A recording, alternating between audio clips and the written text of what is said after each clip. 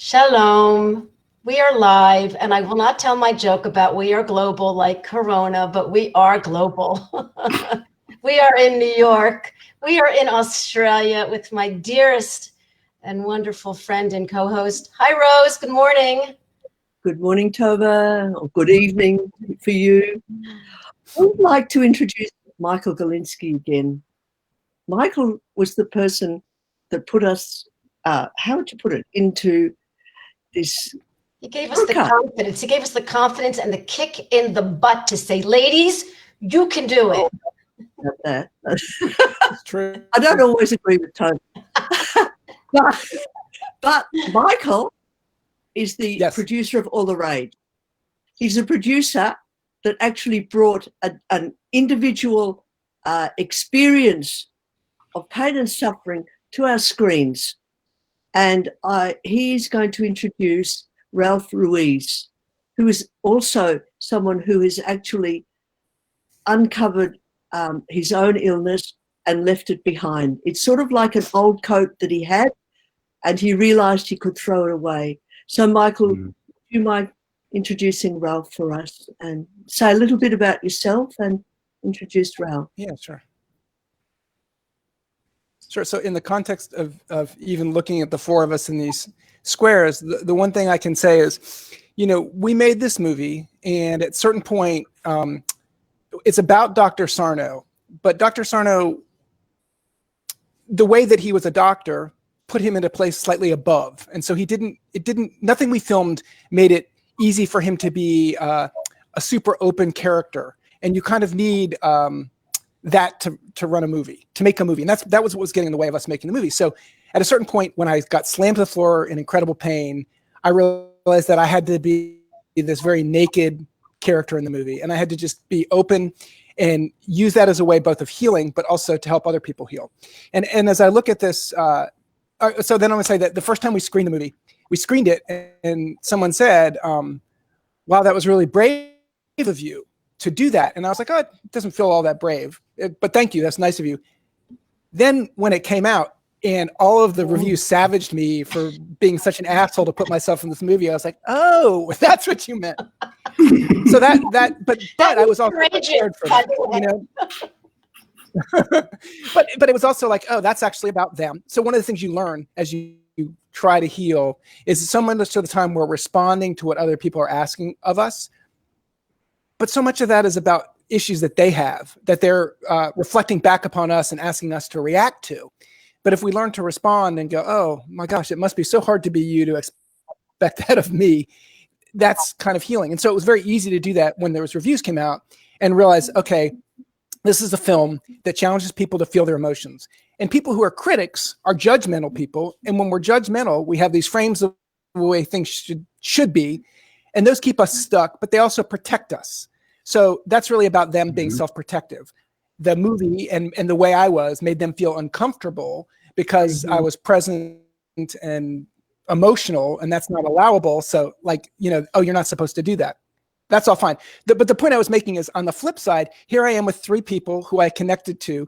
One's in New York, one's in Israel, one's in Australia, through the process of laying on the floor naked and screaming. And so the point is that, openness creates all kinds of levels of collaboration that, it seems scary, but what you find is actually the people who you are going to connect with and who are going to make space for you and who you can make space for. So there's something really beautiful about that. And so what the other thing we're talking about is that process has also helped me to push into other spaces as an artist. So as we were talking before we came on here, one of the things we wanted to talk about was grief, because I was actually at your house, Tovah, in Israel, when I got an email at 4 a.m. saying, you need to come home now. Well, your mom was sick, remember before. Remember you were kind of worried. Because I went on a trip because I had to go on this trip knowing that I might not make it home for my mom. That she might pass away while I was gone. And I was trying to be in a place of accepting of that. And I couldn't just sit there and cancel everything because everything had been so up and down. And I'd been in the space of stasis for so long. But I also kind of knew that it was going to happen. And so when I got the call, changed my flight, got on a plane, and I made it home, I was so exhausted when I got home. I told my wife, let's just go there tomorrow. And she said, we need to go now. And I got there with 2 hours to spare. So I was able to get home. And the point is that we want to talk about grief. And it's funny because just talking about it brings it up. And, grief takes a long time to process. And it's been a year and a half since then, and it's still quite raw. But what we were talking about is, as in the process of my mom going to that place, it was a lot of ups and downs. And so I started to take photographs and write about it. And at first it was very veiled and obtuse, but I was getting all kinds of feedback. Thank you for addressing how difficult this is to be with a dying parent, or because people still, in all these ways, we feel like it's not okay to talk about these things. But it's about finding a tightrope of like talking about it enough that people connect with it, but not so much that it becomes overwhelming for others. And this is our job in social situations, to figure out how to communicate. It's about pushing the boundaries of what's acceptable, but not destroying them, right? Pushing in and making space. And so one of the people I connected with, who knows a lot about all this as well, is Ralph. And so when we were doing our screenings in New York, I had all these people who had connected with me come and help do the Q&As. And that's how I met Ralph. And Ralph came for one, because he reached out to me just before the screenings and told me about his work. And I was like, oh, you should totally be there. And so since then, we've stayed mutually supportive. And I think it's just an amazing idea to have him on the show. And what I'm going to do is just basically turn it over to you, Ralph, and have you tell us your healing story. But I want to make one more small connection, which is that I met Rose because Rose was our big supporter in Australia and helped us set up a screening. It was this incredible screening. But while I was in Australia, I had a screening, and one of Ralph's clients came, also having been healed by Ralph of an incurable disease. I mean, you look it up, this is an incurable disease. And here we are talking to someone who not only cured himself of it, he annihilated it and went on to grow as a human, but to also help others grow. And that's what we're here to talk about. Beautiful. Thank you, Michael. Well, my story is perhaps maybe it hasn't hit me yet, but I hear a lot of people say, wow, that's amazing. And in my mind, it's still like, yeah, it's just move on. It's not a big deal, but perhaps it is amazing, especially for people who are still searching and looking for a way out. My story started, first flare-up I had was when I was 12 years old. And it was shortly after a failed suicide attempt. And before the pain was even in my physical body, it was somewhere in me. Just wasn't aware of it at the time. And I was hospitalized for an entire week. And the doctors were saying, well, we think he has this form of arthritis, especially after my father had told them that my mother had the same thing. So they figured, okay, there's a chance that after he hits puberty, it'll just go away. And needless to say, it went away, came back when I was 15, and I went back to the hospital, physical therapy, and a whole bunch of other things. And it went away again, and then around the age of 19, it came back with a vengeance, and it didn't go anywhere. And the doctor said to me, well, this is what you have. We're pretty sure of it now. You've been in and out of the hospital since you were 12, and usually it takes a long time to get a diagnosis for ankylosing spondylitis. And the doctor said, this is what it is, and these are your treatment options. And before we considered taking biologics for it, they said that first they have to do a PPD test and check to make sure that there isn't any tuberculosis in my body, because the biologics can flare that up if there is that. So they put me in a 9-month trial of antibiotics, and I don't want to say the name of the medication, but it had some antidepressant qualities to it. And I asked the doctor several times, what are the risks? What am I looking at? What are the side effects of this medication? The doctor said, oh, don't worry about it. Worst thing that could happen is you get tingly sensation in your fingers, or in your feet. But in order to counter that, we give you vitamin B6, and that protects your nerves from getting damaged. And on top of that, you'll come in every month and we test your liver, make sure your liver is okay and your kidneys are okay, and you'll be fine. This is a standard procedure. Okay, not a problem, I guess. After the first month of being on that antibiotic, I started to have very vivid dreams, very lucid dreams. And it was getting to the point where I would wake up in the morning and I wasn't sure if I was awake yet. And I told the doctor during one of these tests where they were checking my liver, I told them, I'm having these strange dreams, and sometimes I feel like I'm detached from reality, almost as if reality itself is a dream, like there's something happening here. They say, oh no, that has to be something else. I said, are you sure? They said, yeah, that has to be something else. I said, wow, that's odd. So I went home, continued taking my antibiotics. On the second month, I go back in, they're doing their tests again, and I told them, I'm not feeling so well. This is not going well for me. Well, your liver's fine, everything's okay. And I said to the doctor, is it normal that I can't feel my hands and feet? He says, what do you mean? I said, well, from like the elbow down, I can't really feel my hands. Like my hands feel kind of like clay, like I can't really feel them. He says, oh no, that's not good. Get off the antibiotics immediately. Like you have to get off right away. And I said, okay, got off the medication. And after that, went into the worst depression of my life. I mean, the worst depression I ever experienced. I felt like my body was just, I can't even describe it. I just felt like I wasn't here anymore. Like I was completely detached. And I was having a lot of internal dialogue, a lot of self-talk, thinking again about suicide, jumping out the window. At the time, I lived on a fourth floor of a small building in New York. And it's like my mind would tell me, jump out the window, kill yourself. And the other side would say, no, don't do it.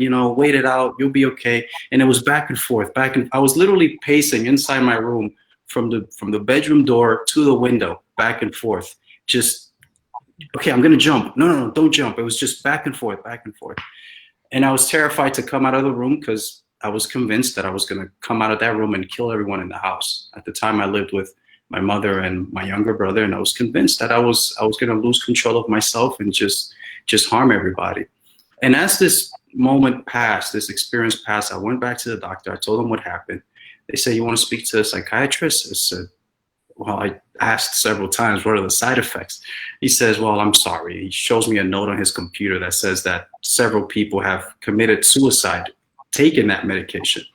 And I said to him, and you couldn't tell me this. He says, well, I didn't think it was okay. I went to see the psychiatrist, had my appointment, decided that just wasn't going to work for me then. This is, you're 19 years old still? You're 19. This was around the age of 22 now, okay. 22, 21. So from the age of 19 to about 22, 23 or so, I was avoiding the whole Western medicine approach. I was just trying different things, but I wasn't serious about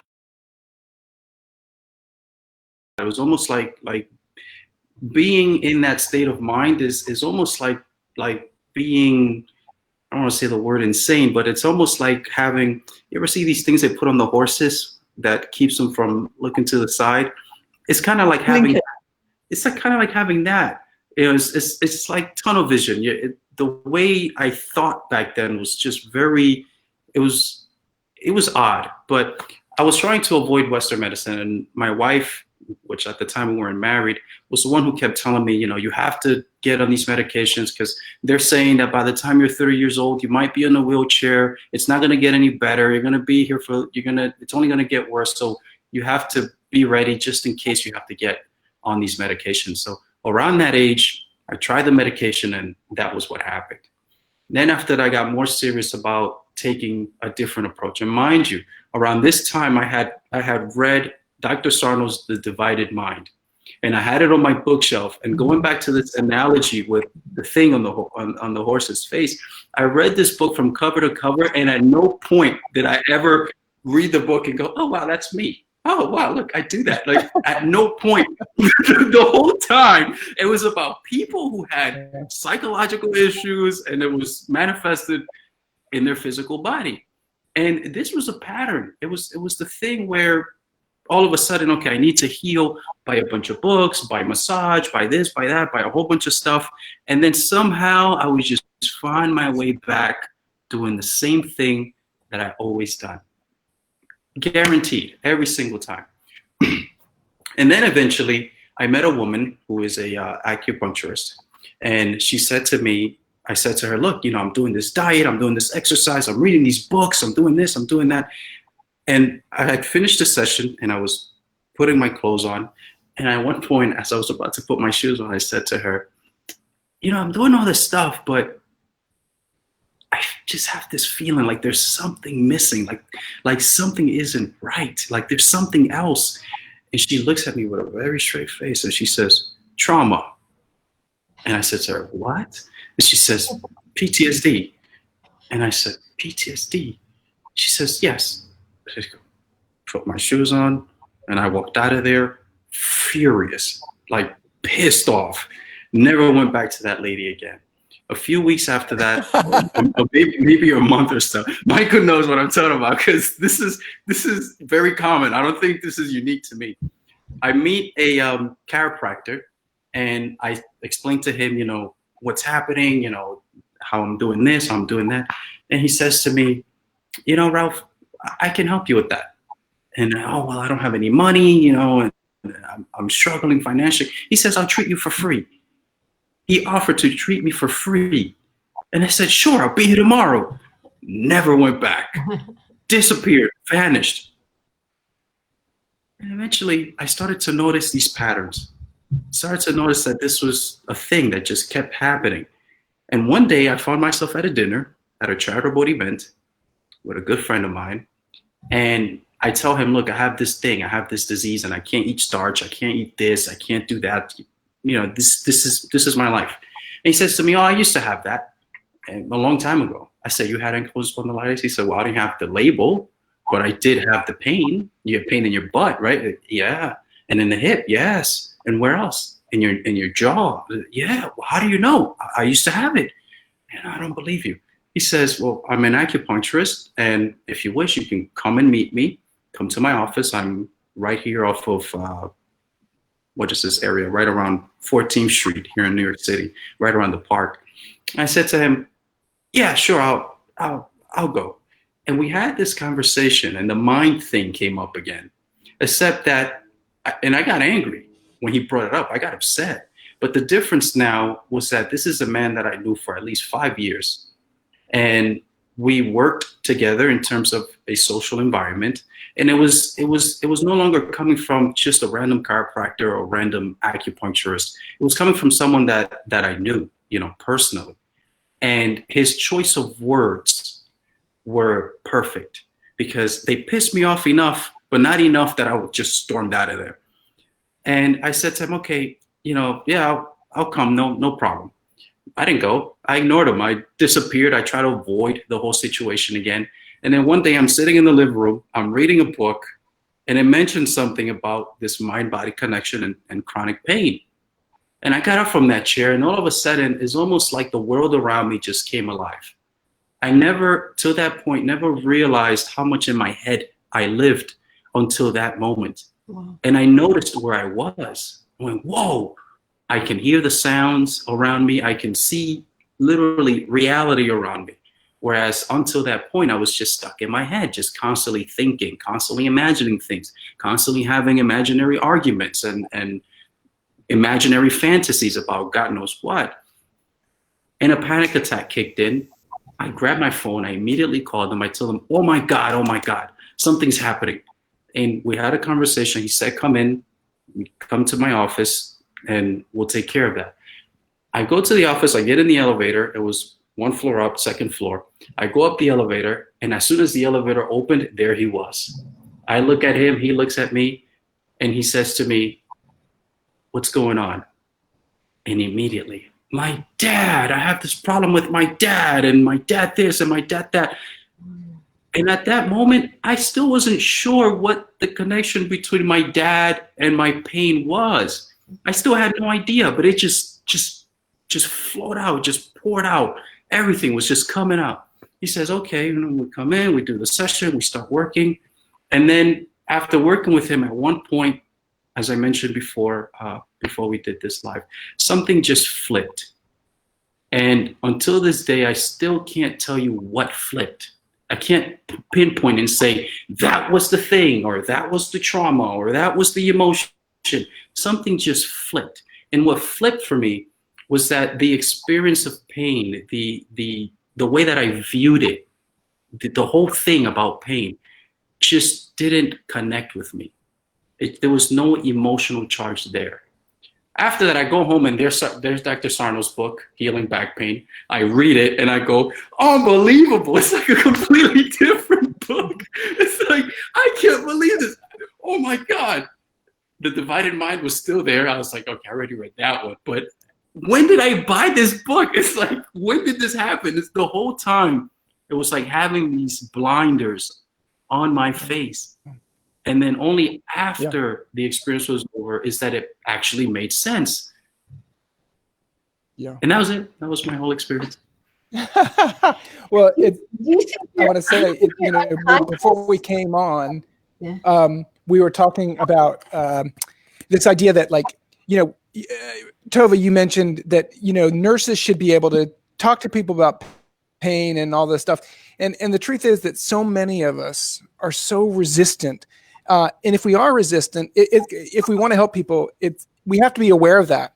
Yes. And if someone's super resistant, there's really almost no point in telling them that they have agency, because at that point they don't.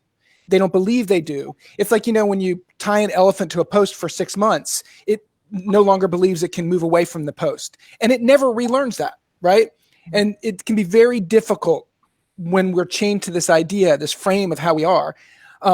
Not only how we are, but how the world is. Because another thing I want to pinpoint is what we connect to words. So the word trauma can be very difficult for so many people, because I think most of us think of big T, trauma. And so if our trauma is not getting the love that we need when we needed it, which can be powerful, we don't think that rises to that. So we don't recognize that, even though it's keeping us from recognizing our own humanity. So it's really these kind of profound and simple awarenesses that we can hear 1,000 times until something else happens. And then we're like, oh my God, that's what they were saying. Well, duh. I had the blinders on because they were self-protective in some way. Now I realize that, but they weren't keeping me safe. And so I think the thing to remember, and it goes back to the presence process, which many of the people who are watching are aware of. Whenever we're really angry, really angry especially, then we know it's about us. It's just because even if someone's trying to harm us, that's really about them. We can get angry about it. It doesn't serve us. It doesn't help us respond to it. The more that we can go, okay, let me be present and not in a rage, because a rage is, again, blinding. Once we can get out of the rage and we can examine it, we can learn so much. Rose, you want to comment on that? No, I was going to ask Ralph, actually, that blinding moment that Michael's talking about, you actually couldn't pinpoint. And I think that that's what happens to people. And the word you used was flip. And I thought that is so appropriate, because as you said about reading the book, it was other people you were looking at and their emotional problems. And then all of a sudden that flip happens, and it's my emotional problem. Yes. That's very profound. And I think that people watching will understand that. And for people that are watching that aren't connected to their own mind-body experience, if you can just ponder that for a few moments, ponder the fact that there's a barrier. It's sort of like a complete barrier between the mind and the body, between the brain and the body. And, I found a quote yesterday that says the longest journey is from the head to the heart. Yes. This is exactly what Ralph was talking about, that long journey. He took, how many years did you take to get to that? Let's see. It was over 5 years, easy. Over 5 years, just wasting time, literally. It wasn't a waste of time. It was your journey. Yeah, that's true too. Yeah. I want to comment on something quite interesting because, again, Rose and I make a great team because we just see things so differently. What I thought, because I remember Alan Gordon threw the John Sarno book across the room when his mother handed it to him when he was a teenager, and all the different stories of I don't believe this shit, But here you are, you're reading Divided Mind, which is the third book. And is it possible that the unconscious was like, I'm getting something, I'm feeling something, but you're repressing this. You're not honoring me. You're just And then years later, it comes up with each person, the acupuncturists and the people who are like trying to sort of uncover you. And then you're ready to come out. Like Rose said, you're ready to open. So is that possible that the unconscious was feeling something about dad and about the trauma or whatever? I mean, absolutely. It was an accumulation. You know, it's something that if it was like if I can symbolically explain it with breaking a stone, you know, these were like blows that little by little just broke at that defense mechanism. In 2009, 2010-ish, somewhere around there, I was working in a real estate company, and my supervisor at the time, we had a meeting one time, and she asked me if I needed help, you know, financially. And yeah, it was right in the middle of the financial crisis, and I was struggling. I was getting evicted from my apartment, and my car, my motorcycle, everything was impounded. And I even declared bankruptcy. And there I am with a big smile on my face. No, I'm okay. And she said to me, and by the way, her name was Rosa. You know, it's interesting because here we have Rosa. Her name was Rosa. And she says to me, you know, Ralph, you have nice teeth. And I like that you smile a lot. But I'm an old woman, and yeah, I may not look like it, but I'm an old woman. And I can tell that you hide a lot of pain with that smile. Oh my God. 2 days later, the rage just came out. I did, and if she ever watches this, I'm so sorry, I apologize. I made such a mess in that place. Such a mess. I grabbed my stuff, I put it, and I quit. I stormed out of there. And the whole time I could have sworn to you that the reason why I got angry was because she wasn't helping me get enough business, you know, not enough rentals, not enough sales, not enough open houses. You know, she was sabotaging my real estate success. But in hindsight, when I look back, I go, oh no, it was because of that meeting. You know, she exposed me to myself, you know. And over time, there were so many people that just weren't afraid to tell me similar things until eventually I got to Edward Gauss, which is my mentor, the person who helped me. And by that time, I just couldn't run anymore. I couldn't run anymore. It was almost like the universe, life itself just cornered me, and I didn't have a choice but to accept what was within me. I didn't like it, but I didn't have a choice. Yeah. Can I ask you, Ralph, something that came up for me as you were speaking? Do you think that people feel as if, you know, you said when you opened the elevator door and that person was there and he asked you what's going on? A very simple question. Mm-hmm. And then you burst out about your family situation and your feelings around that. And my little note here was there a sense prior to that of betraying your family if you told the truth to yourself? If you told your truth to yourself, there wasn't not a sense of betrayal, but definitely a feeling that I was going to get in big trouble. You know, it's like that feeling where you're in big trouble. And at the time, I can feel that in my body. It was like a tingling sensation in my body that I was going to get in big trouble. And mind you, at the time, I was in my mid-20s, and here I am afraid of getting beat by my father. Yeah. That's what I wondered about that sort of idea of betrayal, that if I expose what really goes on behind the closed doors, am I going to let everyone know that my childhood was lousy in various ways? And that always intrigues me as a therapist, that, you know, people hold on to that for quite a while, and then all of a sudden, just like that you did with that man, it all just comes out. And then the door is open. Sorry, Michael, go ahead. You know, I just want to say, I think that there's probably shame involved, but I also think when you think of that small t trauma, I think these things that happen when we're 3, 4, 5 that feel overwhelming become kind of frozen moments.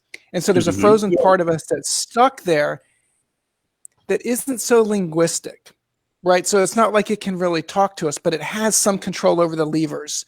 And so when we move into a place that feels that person we were then is unsafe, then it creates this level of anxiety that keeps us, almost throws us back into that frozen moment in that space. And what Ralph described sounds like that was almost continuous and constant, because it was probably a bigger T trauma than we can really articulate, because also when we're little, our traumas are minimized for us. Oh, that's not a big deal. You calm down, whatever, like if it's minimized, then that can be hard for us as well. So it's about, I think for a lot of people, can be being really stuck. There's a part of us that's still 4 or 5 years old that's kind of trying to be in control a lot of the time, because if it lets go of control, then bad things will happen. Yes. Yeah. And the neocortex isn't developed as well. So that creates another issue, because the emotions aren't able to connect and be verbalized. And that, just that little story there about the elevator door opening and you actually bursting out, it's sort of like you've gone from that, like I described before about you throwing away the old coat. You threw away that old mindset and you exposed yourself to someone who you felt would care or would respond to you. And just those simple words. And, in health, I often feel very despondent when doctors and staff and various staff never ask the person what else is going on for you. And that was very noticeable in Michael's movie, In All the Rage, that nobody asked what else is going on for you, except, what's her name? Feinblatt, Dr. Arlene Feinblatt. Yeah. She's the person that said, what else is going on? Right. Yeah. And then you I burst feel out like about that's the first question that needs to happen in every doctor's office. The first thing you're asked is, so what's going on in your life? And people say, well, that's not why I'm here. I have a pain. So what's going on in your life? And when we're forced to articulate it, it comes up. I mean, even like at the beginning of this conversation, I wasn't forced to articulate it, but as soon as I started talking about my mom and just connecting with that feeling, it comes up. And then you can either repress it or bring it up a little bit so it's present enough to deal with, or be overwhelmed by it. And you were talking about, like, you throw away the old coat. Oftentimes what happens is we'll throw away that coat and then we'll start looking in the trash for it right away, because it feels like, oh wait, I still love that coat. All I need is this paddle. All I need is this. As soon as we throw it all up, we start to build it back up. So Michael, I think what you're also making a point of is that and Rose and I, we talk about this a lot together and with patients and clients, like the healing journey does not end. It's not a beginning, middle, and end. I mean, Ralph is still to talk about like the pain and where it went and if it comes back and do you have an achy shoulder, but emoting, when you brought up your mom, it's like, this is, and you could have easily stuffed that. You could have easily been a guy and stuffed it, but it's just happening, and you might have a pain in your shoulder or your back because you went ahead and as we were releasing that. So I'm just really happy to show the listeners that this is called life. The journey continues. And I think so many people get stuck because they wake up in the morning like, why isn't my pain gone? Why don't I feel better? And then they measure it. It automatically, it's a 10. Well, maybe it's really a 5, but the reality is it's a 10 all the time. It's interesting because when we were starting this conversation, even before we came on, we were talking, I mentioned that there's a really great New York Times video on now about Louise Hay. And the thing that's so important to me about it is she's talking about healing and not about curing. So curing is the destination. Curing is black and white. You're either healthy or sick. And I'm not sick. But really the truth is, I would like to say this phrase that we all have this terrible disease of being human. And there's only one cure for it. And none of us really want that, right? And the cure for it is death. So let's avoid that. But as humans, we want to heal and maybe not think of it as a cure, because a cure becomes a destination and a goal has energy of grasping, right? And really, I think the most healing medicine is acceptance. And it's interesting. I'm going to come back on here in a couple of weeks with these two yoga teachers who've been really helpful to me. And one reason I'm excited to talk about it is because I started yoga 2 years ago, which is 2 years after we finished the movie. And it's been really, really helpful to me. But it's also just revealing how much further we all have to go, or I have to go all the time. And only in the last couple of days have I got a lot from it for a year. And then throughout the pandemic, it's been helpful to me. But I felt pretty stuck in the process. And only in the last couple of days have I really been paying attention to small aspects of turning your hand, turning out your shoulder, and what kind of strength that gives you. It's so subtle, and it's not a lot of effort. I mean, at first it feels like effort because it's hard to get used to, but it's not straining. And some of the time, and for me in yoga, there is an amount of straining, trying too hard to get further rather than just be where I am and slowly open up to it. And it's crazy because when you stop straining, you open up into it. And it's the same thing as all of the healing. If you're trying to heal, you better check your watch because you're not going to heal. Wow. Yeah, But if you accept and make your body heal, then it's going to happen in a much more loving way. And if you make space for it, you're also going to find that you have less energy of resistance, which means that more energy comes to you. You know, you find that the more open you become, the more comes to you. It's true. It's not like The Secret or anything else. It's just obvious. You find it when you walk into a room and you're like, hello. People aren't like, get out of here. They're like, hello. Even people who aren't very nice. Hello. But you can't resist openness. You know, if the door opens and it gets cold, you're going to get cold. You know, you can't say, I resist that cold. The energy that comes in is the energy that comes. Wow. Yeah. Can you expand a little bit more about that Louise Hay thing in the New York Times? Because it's it's a really fantastic short film that's made up from footage. So Louise Hay was talking a lot about acceptance and community. And then the AIDS crisis came along. And so she started to do what she called hay rides, where she had people in the gay community come in, but also people who had AIDS, who people were laying hands on and just giving love. And she was doing a lot with asking people to hold up a mirror and look themselves in the eye and tell themselves that they loved themselves. And what you found is so many people couldn't do it because they didn't believe it. And so the act of doing it showed them that and then taught them how to do it. And, you know, I think there was some controversy at the time, especially in the community, saying, oh, this is nonsense because you're saying we can cure ourselves. We should be doing the research and blah, blah, blah, blah, blah.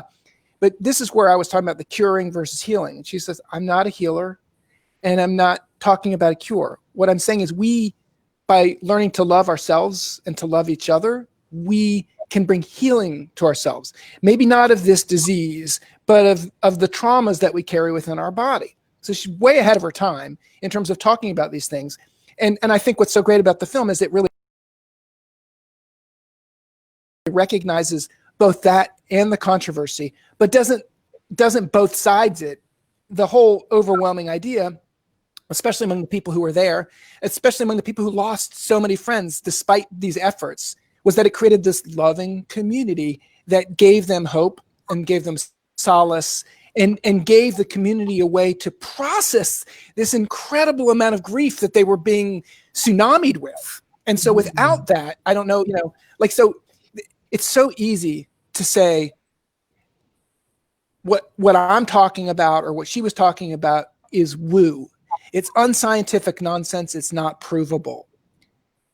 And yet we have our own experience of it all the time. And we prove it to ourselves every day if we just pay attention to it. This doesn't mean, here, take a dose of acceptance each morning and you will get over everything. Instead, it's like food or nourishment, that if we don't get enough of it, we're not going to heal as well. And it creates a pathway to healing. That's really what it's all about. And, I think it's something to hold on to, is that everybody has their own individual healing path. And what happens a lot for people is they heal one way and they go, oh, this is the way you can heal. This is the way you can heal. Rather than breaking it down and recognizing this is how I healed and it may be helpful to you. Because if we say this is how you can heal, we're giving someone a responsibility. If we say this is how I healed, we're giving them some ability to respond in a new and different way. And I think the difference between those two things is so profound. Responsibility means it's my fault. Responsibility means I have agency and I can address it. And it may be difficult, but I can do it. And until we believe that we have responsibility, we're stuck in it's everybody else's responsibility. I'm going to rip up this woman's office because she's not giving me enough, rentals to do. Instead of it's my ability to respond to this incredible awareness. That's she just power. gave this incredible gift. Yeah. What you just said is now. But most of the time we don't recognize the gift. Yeah. Yeah. Can I just say to our viewers that what Michael is talking about is not healing of the body per se, it's healing of the heart. Mm-hmm. The stripes that have been put on the heart are being healed. And, when you have a wound, it creates a scar. And that scar then can become the healing agent for others. It sounds a bit the way out, like Ruiz, hey? But it's a fact that when your heart is healed, you can reach out to others with that old wound and help others. As Michael said, actually say, this is what helped me. It might help you. Rather than do this is the cure. Have I perceived what you were saying? I think I have, Michael. Yeah, yes? Totally. And that's exactly, and partly I was saying in the context of once you kind of have this awareness, then you actually do have a responsibility to be thoughtful about the way you communicate, to pay attention to the energy that's coming to you. And, I learned this a lot from doing screenings of the movie. And I had so many profound experiences because what happens for a lot of people, they'll watch our movie and it will bring it to here. The stuff that they've pushed down into their pelvis, which is why all the pain is in their hips or their lower back, or they've grabbed it in their chest, comes right to the middle, comes to their heart space, essentially. Really. And when you're paying attention, you can actually just feel it. And they'll come up and they'll say, I don't mean to, almost every time, I swear to you, almost every time they say, I don't mean to bother you, And so that's almost like a password.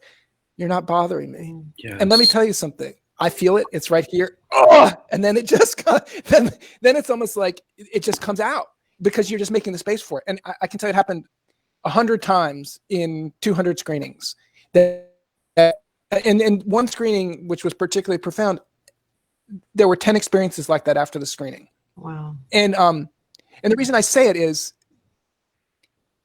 that through a number of screenings, I learned to have the responsibility of not explaining or saying anything, but just saying, I recognize that.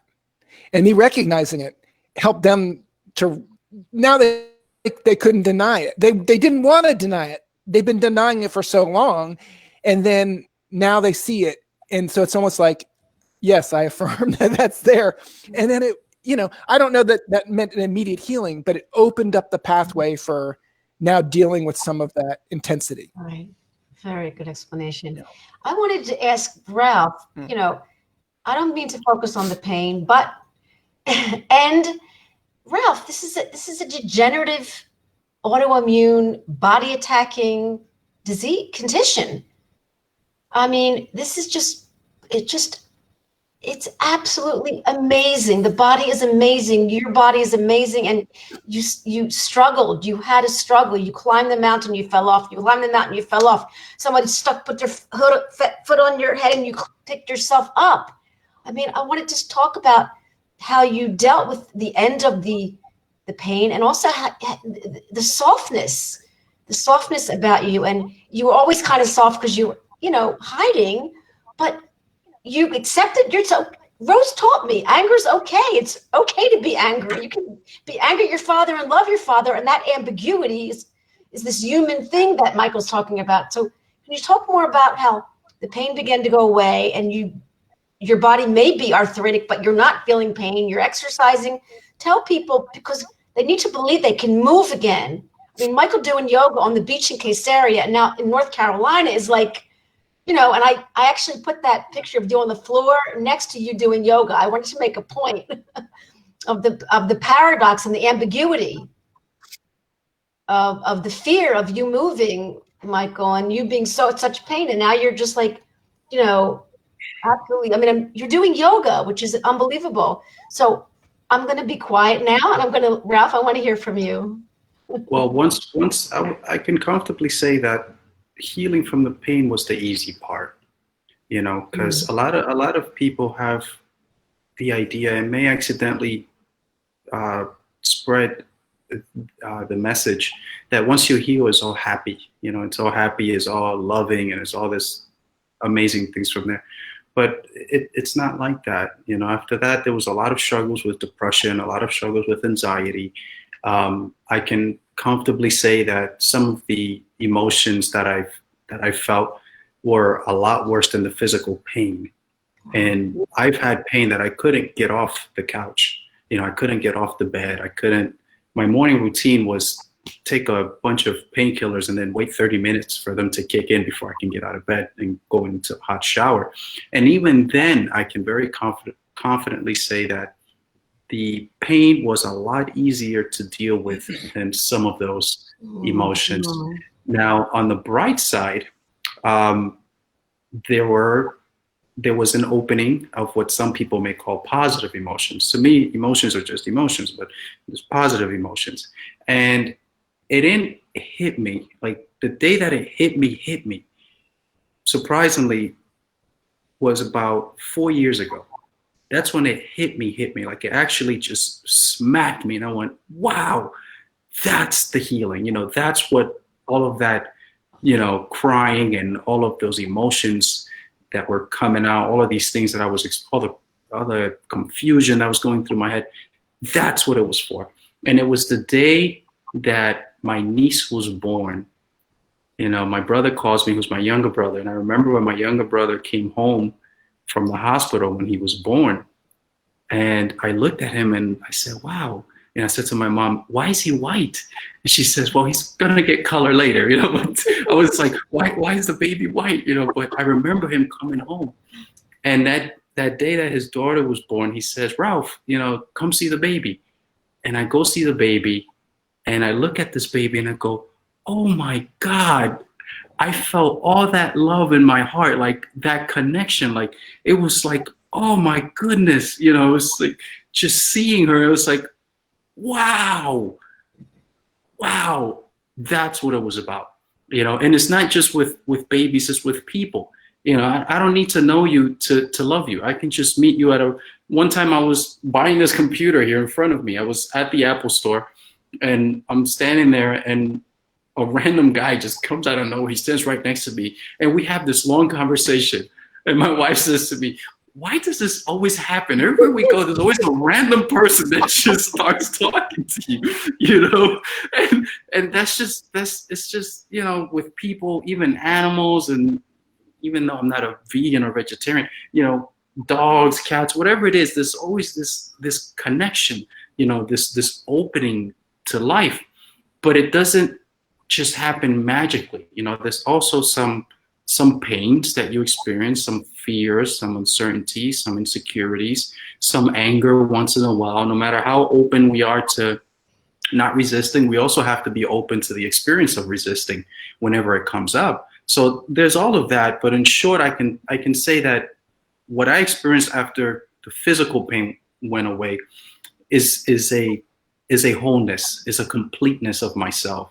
And there was one time where I looked in the mirror in the bathroom and I couldn't recognize myself, because who I am now is completely different than who I thought I was my entire life. Wow. And then that leads me to this realization. If I can go over 10 years unconsciously creating pain to show myself a version of myself that I believed to be more acceptable, then that brings up the question, how many more people are having the same experience? Wow. You know, like, and I don't mean like people with physical pain. I mean, how many people in general in the entire world are having the same experience? So if this is a human thing, just a human experience of denying our true essence, denying who we truly are, then obviously we're all here to get to know ourselves. You know, we're all here just experiencing what or who we are. And that just keeps me every morning I wake up and it's just is a never-ending discovery. It's a never-ending adventure. It's a never-ending, wow, what brought you here? Just like I was asked when I came out the elevator, I ask people all the time, what's going on? Some people go, well, the stupid COVID. They go, yeah. That's an experience too, stupid COVID. And other people are like, yeah, COVID, open my eyes. I'm like, yeah, open your eyes, And it's all welcomed. We're all experiencing and discovering and living, and it's great. Sometimes I hate this place. It's like, God, I hate this place. I can't wait to die. And then other times it's like, I love this place. I don't want to die, but it's all just what it is, So that's what happened after the physical pain went away. Wow. Yeah. Now, would you respond to Susie? I think what you've just said is so lovely. And yeah. Can you see? See her question? Yes, it says, I think it is such a shame that the TMS community always talks about physical pain and not the whole spectrum of symptoms, emotional and physical, which may not include pain. Absolutely. I personally believe that if we can look at the physical pain as just another emotional experience, it might help us get further in the journey. Wow. It's considered a substitute as opposed to, my muscles and the inflammation. It's just a substitute for something I don't want to feel. And it's okay to not want to feel. I don't demonize the act of repressing. If you repress, you don't want to feel it. And that's okay too. Eventually, at some point, you'll be okay with experiencing what's behind that. But until then, where you are now, that's okay. Wow. Yeah. Beautiful explanation. There's another question from Monique. Maybe you all want to look at this. Is that what you meant by looking for the coat you threw away when physical pain leaving brings up more difficult emotional pain, and sometimes you even miss the physical pain? For me, is that a question for me? For anybody. Everyone. It's a great question. Thank you, Monique. Michael, would you like to? Sure. I think it was referring, I talked about how you throw it away and you maybe want to go grab it to put it back on because you missed it already. Mm-hmm. But I think it's in other words that these patterns run really deep. And once we recognize them and we start to change them, they still have a very strong toe. They pull us towards them. And it becomes back to exactly what you just said. Some days you wake up feeling great, and now and then you wake up feeling like, oh, I don't really want to be here. And the truth is, we just kind of have to accept the place we are. And when we accept it, we can move out of it. Because like when you're resisting it, it's like being in those old movies, quicksand. The more you move, the deeper you get into it. So in other words, the more you try to get out of it, the more you get pulled in. And so it's more like, oh yeah, that's where I'm at. And then maybe you can do some techniques that help you move away from it without intending that being the intention. So instead of like saying, so for instance, here's what I'm saying, like if you're feeling like really anxious, so if you try to get not anxious, you're only going to get more anxious because you're expending energy of resistance. If instead you recognize, I know that taking some deep breaths helps me to get more centered. So I'm going to get more centered, which is not a place of resistance. It's a place of coming back to center. Mm-hmm. So, and they're different, right? Like if you're like, I'm going to not be anxious, you're going to get more anxious. Or if I'm not going to be angry right now, you get angrier. So anytime, or if you try to get someone to not be angry by saying, hey, you're being angry, they're going to get angrier. So it's the energy that comes to you is going to only amplify. My point being that the more that we can lean back on techniques like just taking some deep breaths or getting very present through a process of doing some yoga poses or writing, not with the goal of getting out of what you're feeling, but moving into what you're feeling. So instead of resisting it, go into it. Then you go through the other side. Then you come back out of it. You know, it's just resistance is never useful. It's important to remember that. And acceptance tends to always be useful because if you accept it, it doesn't. So say, for instance, you have a terrible boss. If you resist the terrible boss, you're going to have conflict. If you accept that you have this terrible boss, then you can do a number of things. One, you can look for a different job. You can accept that this is probably not a place for you to be. You by accepting it, you are not having conflict, but you're also staying in a place of presence so you can be more rational about how to move away from it.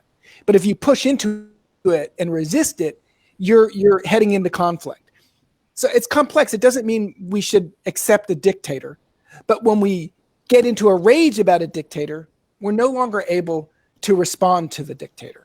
We're just becoming a part of that dialectic, when instead we can step out of it. That's what acceptance is. Really profound. And also can I say that we have to accept that we are resistant? We have to truly accept and own that we are resistant and sort of go into that calmly, as opposed to, oh shit, I don't like that, I'm resistant. It's like a calm, like, wow, right. I am resistant. Yes. That's my fear. Right? Well, that's my fear underneath it. That's my anxiety underneath my resistance. I agree. And once you stop resisting, you can see them better. Yes. Yeah. Rose? Or if you start noticing that you're defiant or compliant or intellectualizing, all those things, they block you also from finding your true self. Yeah. That's right.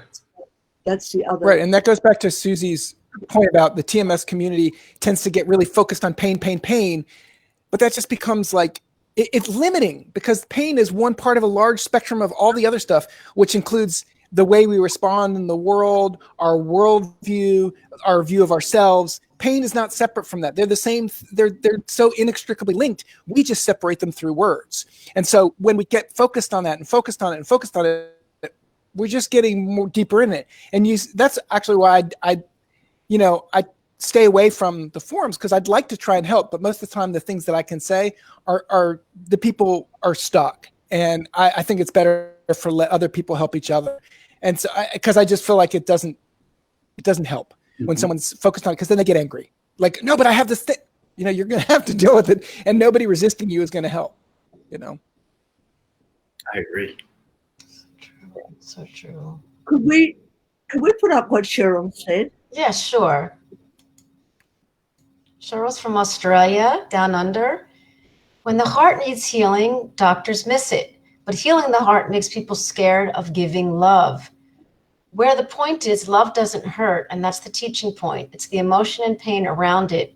Reaching that point sometimes is hard for some to see. The door of the heart opens. Really beautiful, Cheryl.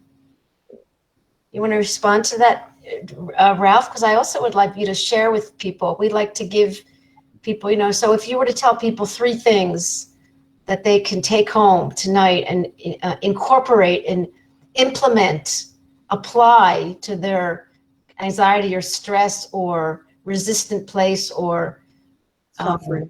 Suffering. Like, what would be 1 or 2 or 3 things that you might say? Not fast food, but something that they can, because nothing new's under the sun. All that we're saying is, nothing new we're saying. But what would you like to share with the listeners? Can I read the question again? Just so I can understand. She was just sharing. Cheryl was just sharing about the heart and opening it. That's all. Okay.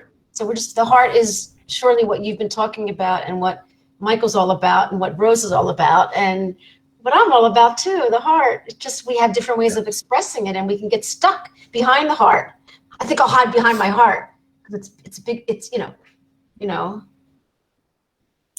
And the question is, if I can share 3 things for. Yeah, 2 or 3 things. No pressure. No stress. Oh no, I'm just thinking. What's the focus? So 3 things to do what exactly? Like people that can implement or like heal, to get out of their dark place and see the light, like Leonard Cohen. Not to find a cure, but like 3 different tips that have helped you in your healing process. Oh, that's a good question. Excellent. The very first one, for me personally, the very first one is how we challenge or how we allow ourselves to experience what we're experiencing. So for me personally, anytime I experience something uncomfortable, my state of mind going into it is, I'm going to experience this forever. That was my way of challenging it. And even till this day, if I'm experiencing something, for example, if I wake up feeling anxious and I have this anxiety going on, I don't think of the anxiety as, okay, I need to breathe, I need to do something to get rid of it, I need to journal, or I need to uncover what's, I approach the anxiety as something that is just there, and it's always going to be there. You know, whether it's there, and we all know by now that emotions don't last forever, they always come and go. But whether it's there from a perspective of, okay, I'm going to be anxious for the rest of my life, or a perspective of it's going to come and go, it's always going to be there. So the first thing, from my personal experience, is how well can you allow yourself to just have that experience. So in short, the very first thing is, it's the how. You know, how do you experience that? You know, that's pretty much the very first thing. The second thing is that if you're going to do something, and echoing from what Michael said earlier about the intention of what you're trying to do. So if you're experiencing, using the same example, anxiety, and you start taking deep breaths, if your intention is to calm yourself down and get rid of the anxiety, in my personal view, that's resistance. The way I see it is, how do you pass the time while the anxiety is there? Wow. Profound. How do I pass the time while the anxiety is there? So there's nothing we can do about anxiety. It's always going to be there. But while it's here, how do you pass the time? You know, what do you do while you're anxious? You know, do you need to pace back and forth in your room? Do you need to do some push-ups? Do you need to go for a walk? These are things that they're not going to get rid of the anxiety, but it's an activity that you do while it's there. You know, so that would be the second thing. Explore how do you pass the time while your emotions are doing what they do. And then lastly, and this one may be an unpopular one. We want it. Say it. We want it. It may trigger a few people, but the third one is, and it's not about blaming yourself, but it is about acknowledging the fact that it's not all about what was done to us. It's not all about them and the bad guys out there or the bad people out there. It's also about the mistakes that we've made and the shortcomings that we've experienced and the things that we aren't proud of. So I'm not saying look back in your past and see how you were just as bad, or you were bad too, or you were difficult as well. That's not what I'm saying. But what I am saying is that it's also important to take responsibility for who we are, for what we do, the things that we've done, you know, and the things that we experience within ourselves as well. You know, so it's not always my trauma, the bad thing that happened to me. It's also their trauma and how I traumatized them, you know, the things that I've done to them, to other people. And just explore that, obviously, with your therapist, and allow it to, I wouldn't say neutralize, but just observe that things are what they are, you know, and it's not always, there's not always a deeper thing to look for. We've done just as much, if anything, you know. We're not innocent, is what I'm saying. Some people may not want to hear that, but. Right. Oh, I'm sorry, you froze for a second. That's okay. I think I'm I didn't done. Those were yeah. No, that's fine. I didn't. Yeah. But I wanted to piggyback and say, like, I think that last one was really, you know, another way of describing empathy. And for me, something that was really powerful was this.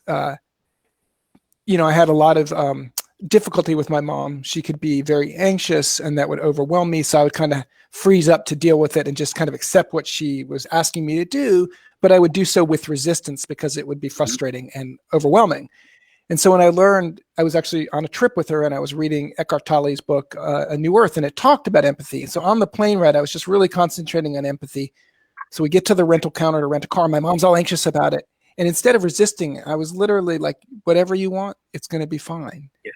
And because there was no resistance there, she melted, and it was. And not only that, the whole trip was fine. She felt heard, so her anxiety was less. She felt like she had to, and from that moment on, our relationship improved. And that made more room for me to have more empathy for myself. So it's like when we can have empathy for others, it makes more room for us to forgive ourselves. And if we forgive other people, we're no longer angry, and we're no longer blind to our own, because when we're angry, we act out in ways that we aren't fully conscious of. And yet we're responsible for them. But we don't want to take responsibility because it's the other person's fault for making us angry, but we're the only one who's responsible for our anger. So when we recognize that, and then we take those moments, because like, as you said, my point about kind of, doing the things you can to lessen your anxiety is more so that you can get a little bit more clarity in that moment when you don't have it, so that you can move your way out of it. So it's like, what tools can we use not to get through it, but to help us move through it? So it's not to like gut through it. It's more of like, what tools do I have to go deeper into acceptance? And sometimes breathing creates a space where we can, because when we're in that freeze place, we're in that freeze place. Sure. And someone being like, get out of that freeze place doesn't help us get out of it. It's more of like, oh my God, you're in that freeze place. Having empathy for that person allows them to become less resistant. That's right. Because they're actually trying to protect themselves from your anger about the fact that they're frozen, but they can't get out of frozen. So if you're not angry, it helps them. And so all these things are like, what can we do? This is where it becomes our responsibility to help others. When we have the agency, now we're responsible. So we do have a responsibility and it's a heavy weight to carry sometimes. Sometimes that can cause problems where you're like, you have to be responsible in all the time in a relationship. It's fine to say, hey, I need you to step up a little bit. I'm carrying a lot of weight here. Let's find balance within this relationship. And what I would say again, or not again, but it's making me think about when you healed, Ralph, I'm sure it had reverberations through your whole community because people were able to see it, and then it made it safer for them to have some emotions. And then they had, it just goes outward within your own community. It can also lead to a lot of conflict for those who don't want to see it, but those who do it just starts to melt the iceberg. Oh yes. In terms of community, sometimes I jokingly say that healing ruined my life. And I mean it, because when it comes to social interactions, everything changed. Everything. And my family isn't very emotional. They're not the type of people that are affectionate. Obviously the newer generations now are a bit more, more open to it thanks to television and these type of things that we do. But the older folks, they're not open. They're not, my dad is the type of guy that, if I'm in need of a hug and support, here's $20, and it's like, where's my hug? And it's like, no, I don't have that much. I only have $20. And it's like, that's the type of guy he is. So part of my healing,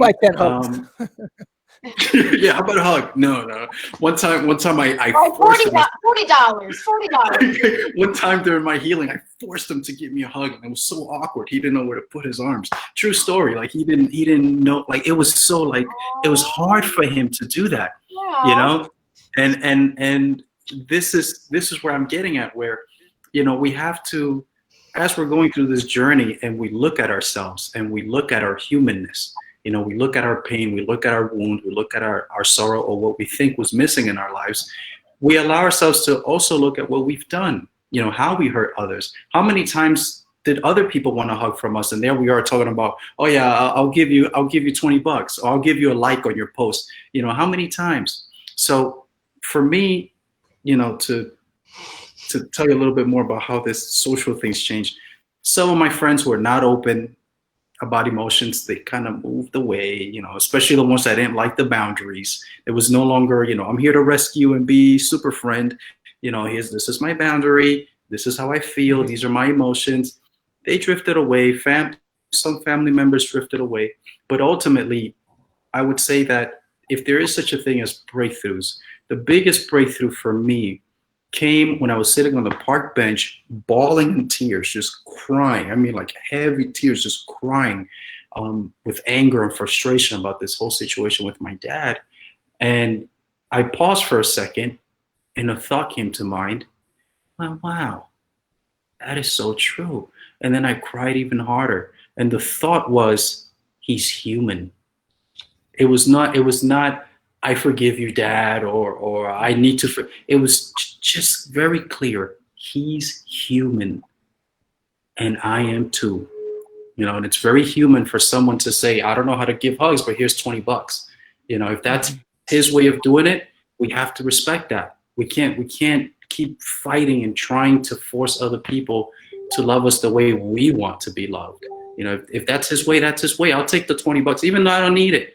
You know, financially I'm okay, but if that's Dad's way of showing love, you know, you should give me 25. You know, but if that's your way of doing it, that's your way of doing it. You know, get a free Metro card from Dad. You know, whatever it is, that's his way. That's his way. You know, listening to radical acceptance right now. That's right. Michael and Ralph have just spoken about the fact that both their stories just now, Michael's story about the rental car and his mother being, when he accepted his mother's anxiety, the anxiety went away, and now Ralph has done the same with that radical acceptance of the human condition. Yes. And when we fight the human condition, we're going to be in anxiety. We're going to be consciously anxious, unconsciously anxious all the time. And then, of course, with anxiety comes chronic pain. Yeah. You two men have been amazing guests. So any more questions out there? We're going to wrap things up. If anybody out there, there's lots of people watching.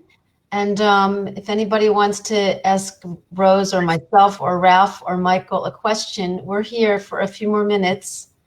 Okay. Michael wants to I want to. I have something I want to address real quick from what came up, which I think is really important to think about, and it's just being aware of how our framing and expectation shapes our outcomes and what happens.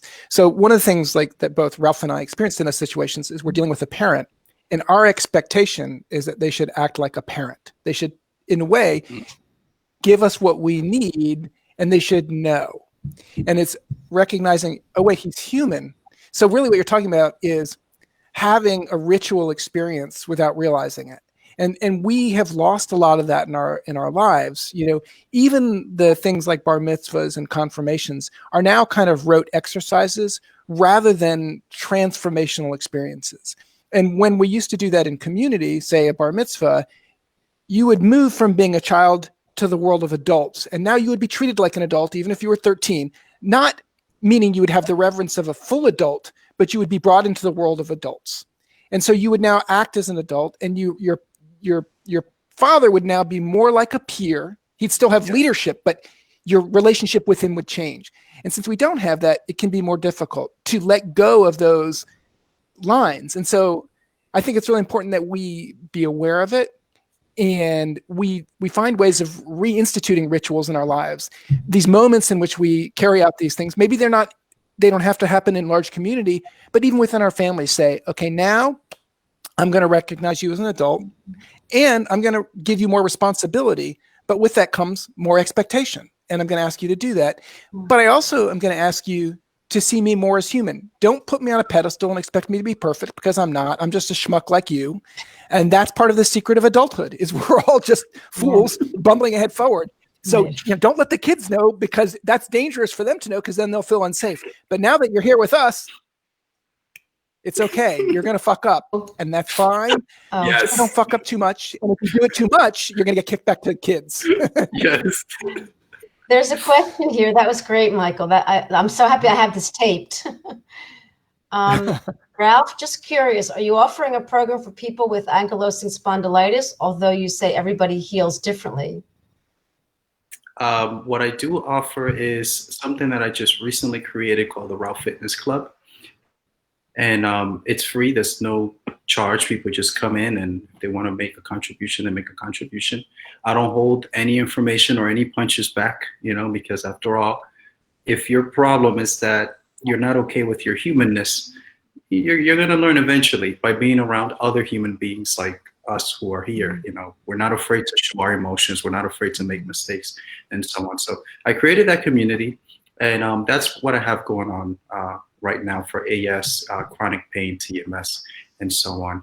In the past, I did manage a support group on Facebook, and also used to have a whole bunch of YouTube videos. And about 2.5 years ago, I came down with a bad case of vicarious trauma and I flipped the hell out and deleted everything. I was burnt out. I was exhausted. Michael was there like, dude, hang in there. You'll be okay. And I was losing my marbles, But after that, I learned, okay, where did I go wrong here? Boundaries. That's where I went wrong. Boundaries. Too much from YouTube, from the support group, from all this. So now that we have this going on, my only request is to understand that if you have a question, it has to be brought up during the live sessions that we do. We're doing a live session. That's the time to bring up the question. That's the time to whatever it is that you want to explore. After that, it will have to be within the time that I am working. Because although this is all beautiful and everything, my life doesn't revolve around pain anymore. There's more to life than pain. So for 8 hours of my day, I dedicate, we're going to talk about pain. Your pain, that pain, everybody's pain. But once those 8 hours are over, I'm out of here, in a very human way. So that's all I ask. Please don't ask me any questions while we're not in session. Otherwise, I have to deal with that burnout thing again and all that extra stuff, and I don't want to go there. So that's my boundary. It's free. Just come join. That's my boundary. That brings up something I'd love to also just bring up really quickly, and it's a concept related to how we engage in the world. And I think I've been recognizing that I'm very much a collaborative person, right? But I oftentimes get into situations with competitive people, right? So the collaborator and the competitor, and sometimes those work well together. And I'll give you an example. I joined a band with a guy who everyone warned me to be wary of, but I just love the collaboration, and we actually got quite successful, and with a single that got played a lot in the UK. So it came out as a single, but the partner had left my name off of it. So I was like, thank you very much. I'm done with you. I left. I went off to make a movie. I came back. He said, I'm so sorry. You're right. I've gotten this manager and I realize how much you brought to it. I said, okay, I agree. You do a little bit more. We'll call it 60-40. Okay, great. So then we did some more work. We got signed by Island Records with a big contract. And he sent me a fax saying, okay, you get 1.3% of this song because you came up with the title. This one you get, and I just had to that was it. But the problem is sometimes if you're very much a collaborative person, you can get pulled into being parasited from a certain way. And because you're so giving, you can lose that boundary. Yes. And so it's been a really long process to find some levels of boundary, but also awareness that there's a continuum of competitiveness and collaboration. And we need to be aware of who we are and how we interact with different people. So like two really collaborative people can work really well together. But if there's no push, it ends up being a lot of like sitting around talking, which is great. But if you're trying to get something done, you kind of sometimes need that person who's going to push. And so it's about trying to find out or how to activate that in yourself a little bit if you want the thing to move into the world, whatever it is you're doing. So, but finding balance in all things. So sometimes if we're really collaborative, we can be too collaborative. And so what I think you're recognizing is that's the impulse. And sometimes when we're that, we have to then figure out how to both accept that and set boundaries so that we're safer. Because sometimes Absolutely. We have to set boundaries until we figure out how to be more present. Because you can be incredibly collaborative and learn, not even have to have boundaries, say, just be able to go, too much for me right now, without yes. worrying that will upset the other person or end the relationship. And if it ends the relationship, that's on them. It's not your fault. That's right. So it's all about this learning process. Yeah. And that's part of the continuous journey. It's because, we all have experienced TMS and some more than others. But we all know about that. We're sensitive people. We do want attention. We want to please, and we have to know that about ourselves and know how to balance it. And, but I love to heal, but I want to heal, but I how do I heal? It's an unbelievable constant. Again, it's a never ending constant balance and so what you're saying, Ralph, is it doesn't matter that you healed and you want to help the world. It doesn't matter. Like you're knowing how to take care of yourself. That's right. Really, really beautiful way of, and tomorrow you may screw up. Right. You know? And it's a constantly shifting way of taking care of ourselves because we're constantly shifting and changing. So maybe a boundary that you needed before, you don't need now, but you need a different boundary because actually your energy is so open that you're getting so much more coming to you that you have to find a way to balance that out. And it's going to constantly shift and change. And it's about being present with that and then being able to adapt to it rather than saying, oh, God damn it, I did it again. Exactly. Just like, oh, yeah, exactly. I see that. I strongly agree. So, before we forget, Ralph, can you, someone said where they find your community. RalphFitness.com, and that's without an F. No F in there. Just Ralph, RalphFitness. And then Fitness. RalphFitness.com. Yeah, Ralph Fitness. So Ralph Itness. Ralphie Itness. Nope, just Ralph Itness. .com. There you go. Someone posted a link. And you got it right. Basically, there you can go to you'll just scroll down and you'll see it. It says Ralph Fitness Club, join for free, and then you can join there. And as I mentioned, we have live sessions. We talk. Right now, we're reading Sarno's book, which is the very first book that we're starting with. Book club. Book club. We're going with the understanding part. Because once you get these blinders off, it's very, I want to say very, but it's easier to say, wow, look at that. So you're telling me that all these people that piss me off aren't really pissing me off. It's a lot easier to take responsibility once you understand what's happening, and then the journey begins. Now, could we also include Michael's Instagram and Facebook page as well of All the Rage? Oh, yeah. Well, first of all, if anybody has not seen the movie, yes. we really need to make this a prerequisite to watch the show, because Rose and I are just using the movie as like the steps to get into just even to work with us, because we find it a foundation, transformational foundation. And Michael's, we're just always going through you on the floor. Michael, just the way it is. You're being on the floor is helping us heal. It's a dark spot. I was going to say. So, Rose, I think that, did you want me to write down Michael's page? Yes, please. Can you put that down? Because the rest of us can't do the typing. You're the only one. Doc, I remember it.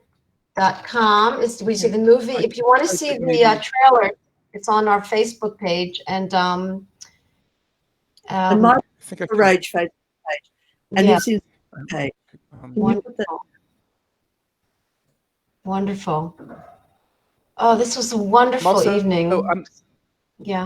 I just posted a link also to on the page to 1,000 Petals Yoga, because I was going to say, like Ralph's thing, they do it as a donation-based live stream, but they also have a subscription-based library. And the live stream, the next one is 5:30 p.m. tomorrow night, and it's the most beginner's class. Yeah. It's a very easy class. And I'm bringing it up because I want to come on with them. I think it's February 15th with the two yoga instructors. And I think it's really a great experience you don't even have to do the yoga, but if you listen to it, the entire process is about acceptance. It's about doing yoga, not to be athletic, but to be in that moment in a both physical and mental, emotional way. And I just find it to be so deeply connected to all the work that we're doing. And it's been very helpful to me. So that's why I want to have them on, because I also think it's kind of it's the TMS yoga without even realizing it. Right. And I think it's also going to be really useful to have heard them, and then when they come on, it'll be much easier to ask questions or to understand it. So you can go to their site and do some of their yoga. Even if you've never done yoga, there's a bunch that will kind of teach you how to do it. And I just think it's a really great, useful process. And it's not hard to do yoga. You do it at your own pace and at your own level. People get yoga. Yeah. What kind of yoga, Rose? Hot yoga. Yeah, but people, look, the movement is a whole nother project that, Rose and I have been talking about, and it's been part of my career. It's just the movement. We have a lot of fear about movement, and anger stops us, and rage stops us, and we stop breathing. So there's an enormous amount of healing that can happen from just breathing and moving and stretching. It's very profound. So we're all back to the human body. Right. So Ralph, come back again and visit us. Like we're going to be here for a long time. I'm going to be here till age 120. Rose and I are middle age right now. So we're going to be here for another 50, 60 years. So we're waiting till all of Rose's hair gets gray. And then when Ralph's hair gets gray and Michael gets hair back, whatever, we're going to still be here. By the way, I haven't introduced myself. I have a meeting with Giuliani next week. So I didn't know Donald Trump wore a toupee. I saw a picture of his hair blowing up. Really, he's got a couple of buildings to finance for you. Anyway, I don't want to talk about politics. But I get kind of cranky. I get kind of weird at 12 o'clock at night. So it's just nighttime here. But yes, okay. Rose, my name's Dr. Tovah Goldfine. This is Rose Hoy. I'm a chiropractor and a TMS specialist, pain specialist. Rose is a nurse and a midwife and an ISTDP psychotherapist, and she's amazing. We don't talk about ourselves enough. We just talk a lot, but not about ourselves. And Rose and I are, we have a wonderful therapeutic process. We work with people. We also do the presence process, which Ralph, I'd love to invite you. This amazing process. We're starting a new 10-week process in the middle of March, and Michael Brown comes to visit us, the author, and I'm 63 years, I'm 40 years in and out of therapy. I've really found profound tools and insights from this presence process. And when I met Michael in September 2 years ago, he told me about it, and I looked at it and I said, this is intimidating. And I threw the book across the room kind of thing. And it was just profound as I was ready a year later. And now I feel like I want to do like the presence process in TMS. But the most important thing I want to say to people, first of all, I'm thrilled to do it with Rose. She also took to it very wonderfully. But John Sarno said about the presence process, and Dr. Don Sklar, who's a friend of ours and who turned Michael on to the presence process, told me that when he was working with Dr. John Sarno in New York, that John Sarno read through the book, because I think John Sklar, who's a physiatrist in Texas, turned John Sarno on to the presence process. John Sarno read it and said that this was the one thing up to this point in his life, John Sarno, that he found like a foundation for the repressed feelings inside of you and how to release them. It was just, and I keep saying that, like this was where John Sarno would have gotten very into the emotions and the feelings and talking about it, which he didn't talk so much, but I think he would have. Thank God he lived till 96 anyway, but he found this very amazing process. Rose, what do you want to say about the presence process?